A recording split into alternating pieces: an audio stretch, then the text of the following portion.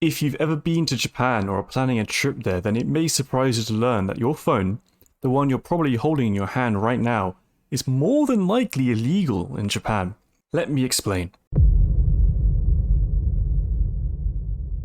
When you go to send a message or call a friend using your phone, that data sometimes gets transmitted via radio waves. But your phone isn't the only device that does this. The police, fire brigade, train networks, and even ships all the way out at sea, they all have radio devices which essentially do the exact same thing. Now that's usually not a problem. The signals your phone sends can live in harmony with all the other devices. It's only when some unlicensed device starts producing a signal stronger than all the other devices on the network that you start to see problems. It's kind of like trying to talk to someone in a really loud room. They have to shout, you have to shout, everyone has to shout, but really what you're trying to say doesn't get across because everything's just too loud. In fact, the military, including the Japan Self-Defense Force, uses this exact same principle for jamming radio signals.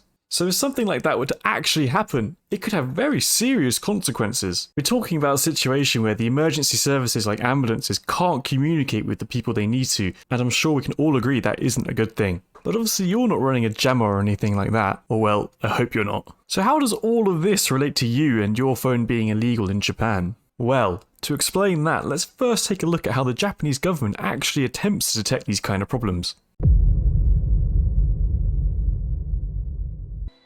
そこで電波をいつも監視したり不法電波を発射する無線局をなくすために電波監視システムデューラスを整備して活用しているんだ。 The Japanese government is divided into 13 ministries and agencies. The one we're most interested in, however, is called 総務省. That roughly translates to the Ministry of Internal Affairs and Communications. This ministry in particular is responsible for operating the Detect Unlicensed Radio Station system, or DURAS, championed by their mascot, Denpa-kun, which essentially means radio wave boy. Their job is to go around and detect anyone who might be running unlicensed radio equipment. The system itself, as you can imagine, is quite complex and is broken down into 4 separate components. Honestly, everything down to the name makes this system sound so cool.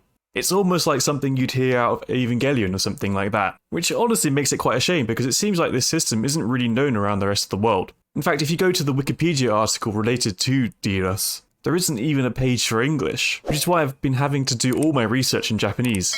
But hey, maybe it's only me who's actually interested in this kind of stuff. Anyway, this system is taken fairly seriously, and cases where they do detect someone using unlicensed radio equipment usually involve the police. But again, our phone isn't doing anything special, right? So it's not like this system's actually going to detect our phone doing something strange. But as is the nature of these things, they can't just take your word for it. You're going to need proof that your phone isn't going to do something strange. And that is where licensing comes in. If you were to open your phone right now and go to the About section, you'll probably find a bunch of symbols and marks under various countries. But note how you probably don't have something for Japan. If you do, well great. Your phone is perfectly legal in Japan and, well, lucky you.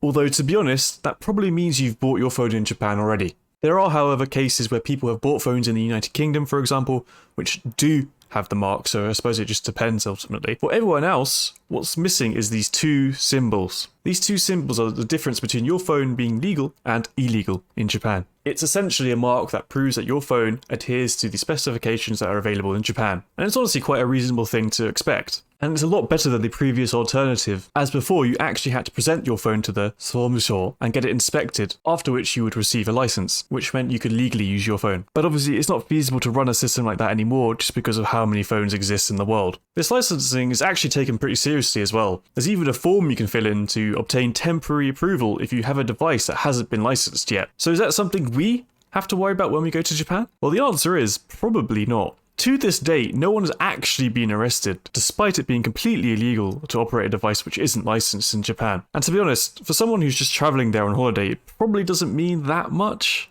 Although again, please don't take my word for it, as obviously I'm not a lawyer or anything like that, and I'm just some random person on YouTube. That being said, it is more significant for those who are already living out in Japan or maybe Japanese and live there already. For example, a lot of people living out in Japan really want to buy phones directly from China as it's just generally cheaper to do.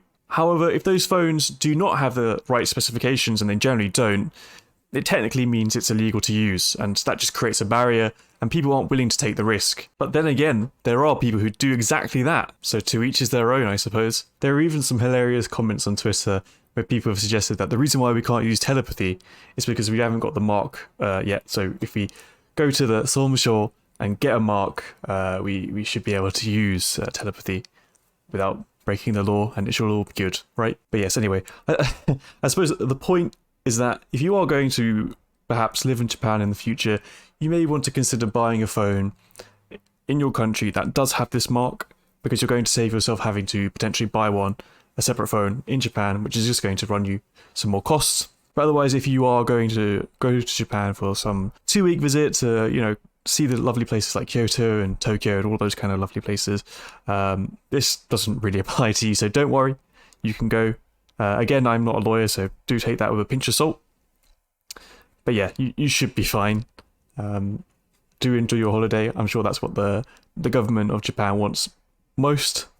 But obviously, we have to wait until the borders open. But until then, hopefully it should be good. じゃあ、さよなら